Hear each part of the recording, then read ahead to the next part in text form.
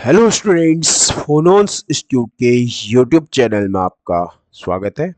आज की वीडियो में डिस्कस करूंगा एक most important concept which is based on the topic collision collision collision. ठीक है, और this is most important topic for the NEET examination, also JEE Mains and Advance, on and also upcoming examinations.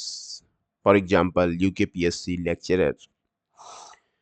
ठीक है, this is most important questions. Minimum one liner question will also ask this topic. That the topic name is coefficient of restitution. ठीक है, coefficient of restitution. तो first I will discuss what is coefficient of restitution.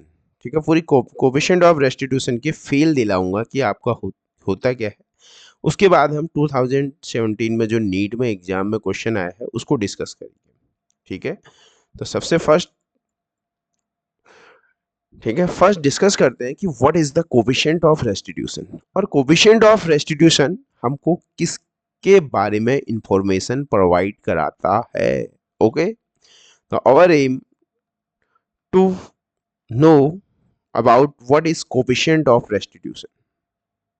ठीक है, now topic name is coefficient of restitution.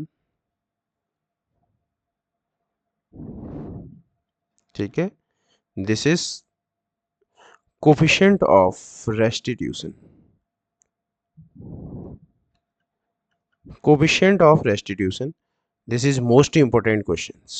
ठीक है ना, this is most important topic for the upcoming examinations. तो देखते क्या है, जनरली ये जो टॉपिक है वो कोलिजन से रिलेटेड है। कोलिजन से रिलेटेड है, इसमें होता क्या है हमारे पास coefficient of restitution.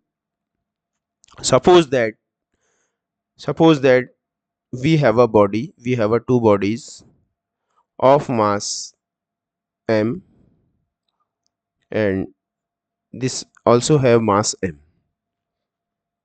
identical bodies, these are identical bodies. ठीक है, okay, these are identical bodies. और ये जो बॉडी है ये u1 से मूव कर रही है और ये बॉडी जो है वो u2 वेलोसिटी से क्या कर रही है, मूव कर रही है। ये क्या है बेटे, टक्कर से, ये है टक्कर से पहले। ठीक है, बिफोर कोलिजन, बिफोर कोलिजन। ठीक है, बिफोर कोलिजन क्या होगा, क्या आप मुझे बता सकते हैं कि बिफोर कोलिजन u1 बड़ा होगा या u2 बड़ा होगा। ठीक है, बिफोर कोलिजन u1 ग्रेटर और u2। ठीक है, तो क्वेश्चन होगा बेटे कोलिजन होने के लिए u1 को ग्रेटर होना पड़ेगा u2 से। ठीक है ना, अगर u2 ग्रेटर हो गया तो कभी कोलिजन हो ही नहीं पाएगा। ठीक है ना, तो कोलिजन के लिए क्या होना चाहिए बेटे, u1 को ग्रेटर होना चाहिए, तभी after some time they will collide. ठीक है, ये बिफोर कोलिजन की कहानी है, बिफोर कोलिजन की कहानी। अब आफ्टर कोलिजन क्या होगा, कोलिजन के बाद क्या होगा, आफ्टर कोलिजन की पिक्चर देखते हैं कि after collision they move with a different velocity v1 and v2। One dimension collision हो रहा है, वन डायमेंशन कोलिजन भी बोलते हैं इसको। ठीक है, लीनियर कोलिजन भी बोलते हैं। तो ये क्या है, इसका मास में कोई चेंज नहीं आया, इसका मास अभी भी m है और इसका मास अभी भी m ही रहेगा। तो ये टक्कर के बाद है, ये क्या है, टक्कर के बाद, ये क्या है, टक्कर के बाद। और इसको हम वेक्टर का यूज कर लेते हैं, टक्कर के बाद। तो टक्कर के बाद मतलब हुआ आफ्टर कोलिजन, आफ्टर कोलिजन। ठीक है, यस भी बोलते रहना आप, मोस्ट इंपोर्टेंट टॉपिक एक्सप्लेन कर रहा हूं, फिर क्वेश्चन भी डिस्कस करूंगा इसका। तो अब हमारे पास क्या होता है, कोफिशिएंट ऑफ रेस्टिट्यूशन को आप कैसे डिफाइन करते हैं, इसको बहुत ध्यान से समझेंगे। कोफिशिएंट ऑफ रेस्टिट्यूशन को डिफाइन करने के लिए हम यूज करते हैं रिलेटिव वेलोसिटी। ये एक वर्ड हम यहां पर यूज करते हैं, रिलेटिव वेलोसिटी। इसको हम बोलेंगे रिलेटिव वेलोसिटी ऑफ अप्रोच, ठीक है, ये टक्कर से पहले वेलोसिटी को हम क्या बोलेंगे, रिलेटिव वेलोसिटी ऑफ अप्रोच, और टक्कर के बाद की वेलोसिटी को हम क्या करेंगे, क्योंकि यहाँ एक दूसरे के पास आ रहे हैं और यहाँ एक दूसरे से दूर जा रहे हैं, सेपरेशन, इसको हम बोलेंगे relative velocity of separation, relative velocity of separation. ठीक है, क्लियर हो चुका है। तो यहाँ क्या होगा, पहले u1 ग्रेटर देन होगा, और टक्कर के बाद क्या होगा, पहला वाला 1 2 कर देते हैं, हम नंबरिंग करते हैं पहले 1 2 1 2, तो 1 वाला क्या है, 2 को तेजी से टक्कर मारेगा, तो इस केस में क्या होगा, v2 बड़ा होगा, आफ्टर कोलिजन क्या होगा, v2 बड़ा होगा। तो कोफिशिएंट ऑफ रेस्टिट्यूशन क्या बताता है हमको, रेशियो है, it is a ratio, coefficient of restitution is a ratio. ठीक है, कोफिशिएंट ऑफ रेस्टिट्यूशन को हम डिफाइन करते हैं E equal to velocity of separation, velocity of separation. ठीक है, वेलोसिटी ऑफ सेपरेशन ऐसे मोड के अंदर ले आते हैं, वेलोसिटी में यहाँ कौन सा होगा, v2 बड़ा होगा, तो यहाँ हम always remember that v2 minus v1, minus क्यों कर रहे हैं, क्योंकि सेम डायरेक्शन में है और रिलेटिव वेलोसिटी माइनस हो जाती है, इसीलिए सेम डायरेक्शन में, इसीलिए हम माइनस यूज कर रहे हैं, v2 माइनस v1, और यहाँ कौन बड़ा होगा, u1 minus u2, u1 minus u2, इसका मॉडुलस। ठीक है, और ये हमारे पास क्या है, कोफिशिएंट ऑफ रेस्टिट्यूशन है, velocity of separation upon velocity of approach, velocity of separation upon velocity of approach के रेशियो को हम क्या बोलते हैं बेटे, कोफिशिएंट ऑफ रेस्टिट्यूशन बोलते हैं। Is that clear.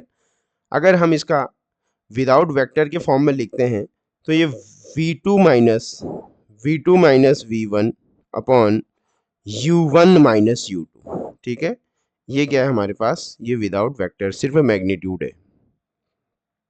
ठीक है, तो ये क्या है हमारे पास, ये हमारे पास क्या आया, कोफिशिएंट ऑफ रेस्टिट्यूशन आया, कोफिशिएंट ऑफ रेस्टिट्यूशन को ई से रिप्रेजेंट करते हैं v2 minus v1 upon u1 minus u2, u1 minus u2, u1 minus u2, u1 minus u2, u1 minus u2। Clear हो चुका है। तो यहां से हमारे पास क्या आता है, कोफिशिएंट ऑफ रेस्टिट्यूशन का एक फॉर्मूला निकल के आता है हमारे पास v2 minus v1, v2 minus v1 upon u1 minus u2, u1 minus u2। ठीक है, तो पुट, अब यहां देखना है, put v2 v1 and u1 u2 with sign, with sign put करना है हमने। ठीक है, पुट साइन मतलब इस साइड को प्लस और इस साइड को, जनरली यही होगा, दो ही होगा बस। ठीक है, ये ओरिजिन हो गया, यहाँ प्लस लेना है और यहाँ माइनस करना है। क्लियर हो चुका है। अब नेक्स्ट क्वेश्चन अराइज होता है, ई हमको किस बारे में नॉलेज देता है या इंफॉर्मेशन देता है, या ई हमको कोफिशिएंट ऑफ रेस्टिट्यूशन हमको किसके बारे में बताता है, मतलब क्या देता है। ठीक है, किसके बारे में हमको इन्फॉर्म करता है, कोफिशिएंट ऑफ रेस्टिट्यूशन हमको किस फिजिकल क्वांटिटी के बारे में इंफॉर्मेशन देता है। तो ई हमको, बहुत ध्यान से समझेंगे, ई हमको कोलिजन के बारे में इंफॉर्मेशन देता है। ठीक है ना, कोलिजन के बारे में इंफॉर्मेशन दे रहा है। इंफॉर्मेशन, अपने आप से क्वेश्चन पूछो, अपने आप से क्वेश्चन पूछो, e gives the information of collision. कैसे, अगर फॉर, ये भी देखो यहां से क्वेश्चन एग्जाम में आता है, फॉर, अगर मैं बात करूं, for perfectly, for perfectly elastic collision, exam में क्वेश्चन आ रहा है यहां से, फॉर परफेक्टली इलास्टिक कोलिजन के लिए बेटा ई इक्वल टू 1 होता है। You will always remember that, perfectly elastic collision के लिए ई हमेशा 1 होता है। ठीक है, ये एग्जाम में एमसीक्यू आया है, एक बार लेक्चरर का ही क्वेश्चन है, उसमें आया था। ठीक है, इलास्टिक कोलिजन के लिए क्या होता है, 1। और अगर हम बात करते हैं further, for perfectly in elastic, perfectly in elastic collision, ठीक है। इसके लिए ई क्या होता है, लेस देन 1 होता है। परफेक्टली इनलास्टिक कोलिजन का मतलब क्या होता है, when a body stick to other body, जब कोई बॉडी एक बॉडी की दूसरी बॉडी के साथ स्टिक हो जाती, चिपक जाती है, तो उसको हम बोलते हैं परफेक्टली इनलास्टिक कोलिजन। ठीक है। तो परफेक्टली इनलास्टिक कोलिजन के लिए जो ई होता है, सॉरी लेस देन 1 नहीं होता है, वो क्या होता है, परफेक्टली इनलास्टिक कोलिजन के लिए जो ई होगा, जो ई होता है, ठीक है, जो ई होगा वो क्या होगा, 0 होगा। क्यों? परफेक्टली इनलास्टिक कोलिजन किसमें कहते हैं, जब एक बॉडी दूसरी बॉडी के ऊपर क्या होता है, स्टिक हो जाती है, मतलब जो बॉडी है, जो दो बॉडी है, कॉमन वेलोसिटी से क्या करने लग जाएगी, मूव करने लग जाएगी। तो इस केस में v1 equal to v2 equal to v हो जाएगा। v हो जाएगा तो ये वाला जो न्यूमरेटर वाला जो टर्म है हमारे पास, ये 0 हो जाएगा, ये 0 हो जाएगा, तो आंसर क्या आ जाएगा, 0 आ जाएगा। क्लियर हो चुका है। तो फॉर परफेक्टली इनलास्टिक कोलिजन के लिए कोफिशिएंट ऑफ रेस्टिट्यूशन क्या होगा, 0 होगा। क्लियर हो चुका है। और फर्दर इसके बाद आता है इन इलास्टिक के लिए। ठीक है, अगर सिर्फ हमसे पूछा जाए इन इलास्टिक कोलिजन की, अगर हमसे बात करी जाएगा, तो ये जो ई होगा वो क्या होगा, लेस देन 1 होगा। ई क्या होगा, लेस देन 1 होगा। तो मैंने ये एक नंबर भी डिस्कस कर दिया है आपको कि इन लिए, ठीक है, कब ई 1 होगा और कब ई 0 होगा और कब ई लेस देन होगा। क्लियर हो चुका है। तो ई क्या है, ई हमको किसके बारे में इंफॉर्मेशन देता है, e provides the information about the types of collision. Types of collision, अगर परफेक्टली इलास्टिक कोलिजन होगा तो ई 1 होगा, परफेक्टली इनइलास्टिक कोलिजन होगा तो ई 0 होगा, और अदर कोलिजन के लिए ई हमेशा लेस देन 1 होगा। क्लियर हो चुका है। और जो कोफिशिएंट ऑफ रेस्टिट्यूशन है, coefficient of restitution also provide us knowledge about the degree up to which body reform, ठीक है, बॉडी ने किस हद तक, ठीक है, हद तक अपने को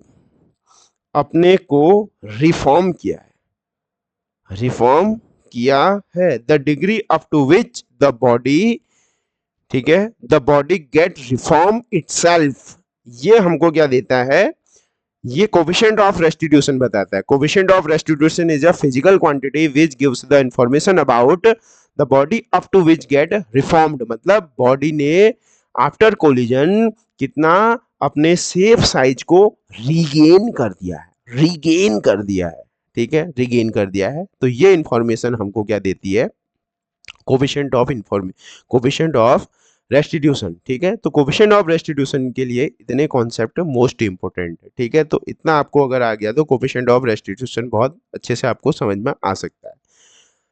बट कोफिशिएंट ऑफ रेस्टिट्यूशन को हम अप्लाई कैसे करेंगे, तो अगर इतना नहीं करना, आपको बड़े बड़े फॉर्मूले याद रखने की कोई जरूरत नहीं है।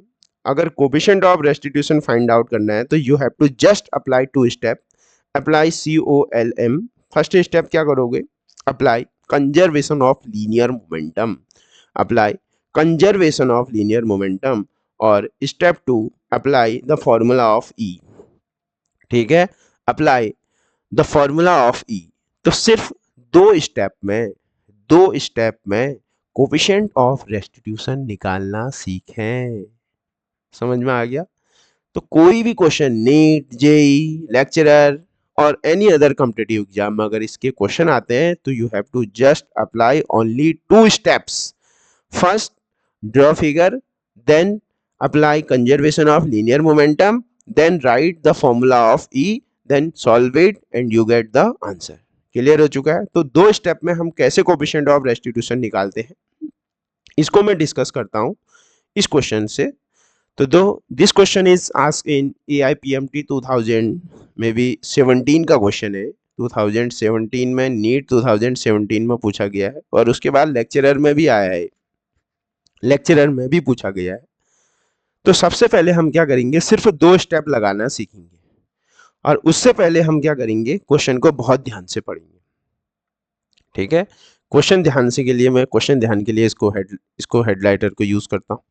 तो क्वेश्चन क्या है, a body moving a moving block having mass m, कोई एक ब्लॉक है, उसका मास m है, collide with another stationary body, समझ में आ गया। स्टेशनरी मतलब रेस्ट में है, मतलब उसकी इनिशियल वेलोसिटी 0 होगी और उसका मास दे रखा है 4m, एक का मास m, दूसरे का 4m। द लाइटर ब्लॉक मतलब जिसका मास कम है, मतलब m। The lighter block comes to rest after collision, बिल्कुल समझ में आ गया कि जो लाइटर ब्लॉक मतलब जिसका मास m है, वो कोलिजन के बाद रेस्ट में आ गया कह रहा है। तो क्लियर हो चुका है, रेस्ट में आ गया होगा तो उसकी फाइनल वेलोसिटी 0 होती जाएगी। When the initial velocity of the lighter block मतलब जिसका मास m है, उसका वेलोसिटी v है, तो बोलता है then the value of coefficient of restitution आप बता दो। Then the value of coefficient of restitution आप बता दो कह रहा है हमसे। ठीक है, ये क्वेश्चन हमसे पूछा जा रहा है। तो जो फर्स्ट बॉडी है उसका मास m है और जो दूसरी बॉडी है उसका मास कितना है, 4m है। समझ में आ चुका है। और जो लाइटर बॉडी है, जो लाइटर ब्लॉक है, वो किस में आ गया है, रेस्ट आ गया है। और जो लाइटर ब्लॉक है उसकी इनिशियल वेलोसिटी भी v दे रखी है, तो हमसे पूछ रहा है कि बेटे आप कोफिशिएंट ऑफ रेस्टिट्यूशन बता दो। ठीक है, तो मैंने क्या सिखाया अभी आपको, सिर्फ 2 स्टेप में कोफिशिएंट ऑफ रेस्टिट्यूशन निकालना सीखें। तो सबसे पहले मैं क्या करता हूं, इसको पिक्टोरियल रिप्रेजेंटेशन करता हूं। ओके, तो हमारे पास क्या कहता है, देखो हमारे पास ये एक ब्लॉक है। ठीक है, एक सबसे पहले नंबरिंग भी करेंगे, ये एक ब्लॉक है और ये भी एक ब्लॉक है हमारे पास। ठीक है, ये ब्लॉक 1 और ये ब्लॉक 2। ओके, अब इसका मास क्या है, m, और जो दूसरी ब्लॉक है उसका मास क्या है, 4m। ये क्वेश्चन में मेंशन है और बोल रहा है कि जो लाइटर ब्लॉक है उसका वेलोसिटी, इनिशियल वेलोसिटी v दे रखा है, इसमें कोई प्रॉब्लम नहीं है, ये v हमको गिवन है। और जो सेकंड बॉडी है वो ये क्या है, स्टेशनरी मतलब ये जो दूसरा है ये रेस्ट में है। ये क्या है, ये ब्लॉक क्या है, जो m मास बॉडी 1 जो है वो रेस्ट में है, जो इसका मास 4m है उससे कोलाइड कर रही है। तो ये कहानी किसकी है बेटे, बिफोर कोलिजन है, ये टक्कर से पहले, टक्कर से पहले, टक्कर से पहले। क्लियर। अब इसके बाद क्या हुआ, देखो कोलिजन के बाद क्या हुआ, आफ्टर कोलिजन की कहानी भी ध्यान से समझो कि जो लाइटर ब्लॉक है m और 4m, कि जो लाइटर ब्लॉक है वो तो रेस्ट में आ गया, मतलब इसकी जो फाइनल वेलोसिटी होगा वो तो रेस्ट हो जाएगा फिर। ठीक है, और तो अब हमको इसकी वेलोसिटी हमको फाइंड आउट करनी पड़ेगी। ठीक है, तो सपोज दैट इसकी वेलोसिटी को मैं v नॉट मान लेता हूं, मैंने खुद माना, कुछ भी मान लग सकते हो, v1 v2 v3। ठीक है, v नॉट तो जो 4m है उसकी वेलोसिटी को मैंने एज्यूम, मुझे क्वेश्चन में गिवन नहीं है, इसलिए मैंने क्या कर दिया, इसकी वेलोसिटी को v नॉट मान कंसीडर कर लिया। क्लियर हो चुका है। ये कहानी है आपके पास किसकी, after collision, after collision. Clear हो चुका है। अगर हम कोफिशिएंट ऑफ रेस्टिट्यूशन के फॉर्मूले में जाएं तो उसमें हमारे पास क्या था, थोड़ा सा ध्यान से सीखेंगे कि ये क्या था हमारे पास, u1। ठीक है, और ये था u2 और ये था v1 और ये था v2, ये था ना जो अभी हमने कोफिशिएंट ऑफ रेस्टिट्यूशन सीखा था।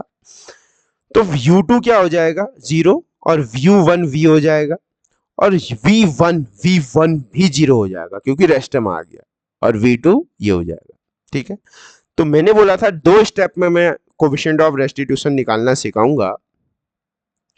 तो now this is the time to apply the first step, this is the time to apply first step, that is conservation of, that is conservation of linear. तो स्टेप नंबर फर्स्ट, 2 स्टेप में सिखाना है, apply COLM, conservation of linear momentum. JEE, NEET, advance किसी के question को भी आप आसानी से सॉल्व कर सकते हो, बड़ा सा बड़ा। अगर बुकिस देखोगे तो बुकिस में एक फॉर्मूला लिखाया हुआ उसने u1 और u2 का। ठीक है, तो उतना बड़ा फॉर्मूला आपको याद करने की देयर इज नो रिक्वायरमेंट, कोई रिक्वायरमेंट नहीं है। ठीक है, तो कंजर्वेशन ऑफ मोमेंटम क्या बोलता है, initial momentum of body is must be equal to the final momentum. ठीक है, अभी मैं कंजर्वेशन ऑफ मोमेंटम भी सिखाऊंगा आपको, कैसे कंजर्वेशन ऑफ मोमेंटम क्या करते हैं, अप्लाई करते हैं। ठीक, इन मोमेंटम का जो फॉर्मूला होता है हमारे पास P equal to M V होता है, ठीक है। तो देखो पहले वाली अगर बॉडी की हम बात करेंगे, इस बॉडी का मास कितना है गिवन, इस बॉडी का मास कितना है m और वेलोसिटी v दे रखा है, तो इसका जो मोमेंटम होगा कितना होगा एम वी हो जाएगा, इसमें कोई शक नहीं है।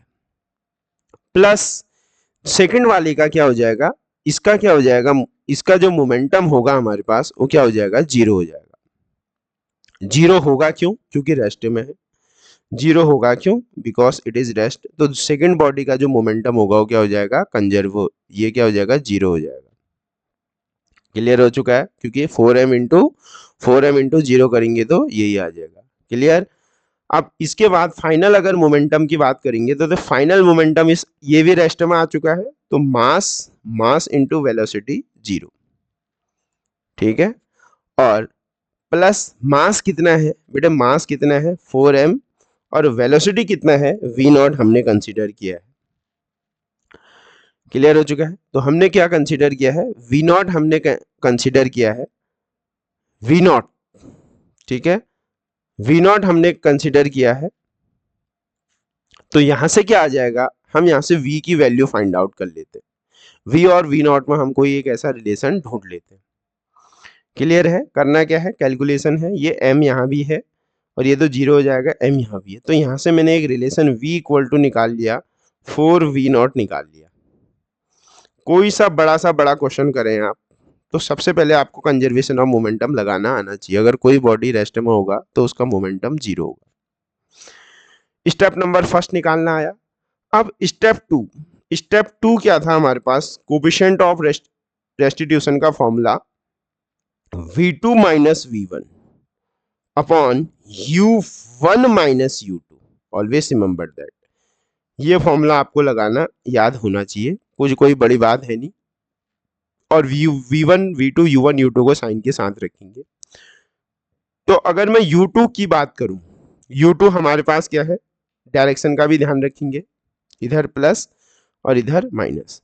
तो v2 की बात करूंगा तो वो तो v नॉट ही है, तो प्लस v नॉट आएगा, ठीक है। तो E इक्वल टू हमारे पास ये क्या आएगा, plus v not minus v1 वाली बॉडी आफ्टर कोलिजन रेस्ट में आ जा रहा था, तो इसको मैं क्या लिखूंगा, जीरो लिखूंगा, अपॉन u1 की वेलोसिटी v दे रखी है, वो भी आगे को है तो उसको प्लस ही लिखूंगा, माइनस u2 वो रेस्ट में है तो वो भी क्या आ जाएगा, जीरो, रेस्ट में है तो जीरो। तो यहां से E इक्वल टू मेरे पास आ जाएगा v नॉट बाई वी, क्या आ जाएगा, v नॉट बाई वी, क्या आ जाएगा, E इक्वल टू हमारे पास v नॉट बाई वी आ जाएगा। कितना आ जाएगा, v नॉट बाई वी। अब हमको E फाइंड आउट करना है, E फाइंड आउट करना है हमको, ठीक है। E अगर हमको फाइंड आउट करना है तो अब हम क्या करते हैं, उस इक्वेशन का यूज करते हैं। v इक्वल टू क्या था, v इक्वल टू क्या था, 4v नॉट मैंने यूज किया था, इसीलिए मैंने first conservation of linear momentum इसीलिए अप्लाई किया है। That is the logic behind that, ठीक है, why we apply the conservation of linear momentum. Getting. तो अब क्या करेंगे, E आ जाएगा हमारे पास, v नॉट को तो v नॉट ही रहने दो, v की जगह क्या रख दो, 4v नॉट रख दो, तो v नॉट से v नॉट कैंसिल हो जाएगा, ये 1/4 हो जाएगा। तो E इक्वल टू क्या हो जाएगा, डेसिमल लगाओ 0.2 और ये 5, ठीक है। तो ये आ जाएगा, E जो है हमारे पास इस सिस्टम के लिए 0.25 आ जाएगा, और E has no unit and no dimension, ठीक है। E के पास कोई यूनिट और कोई डायमेंशन नहीं होगी, because it is a ratio of relative velocity of separation to relative velocity of approach. तो क्या आपको दो स्टेप में कोफिशिएंट ऑफ रेस्टिट्यूशन निकालना आया?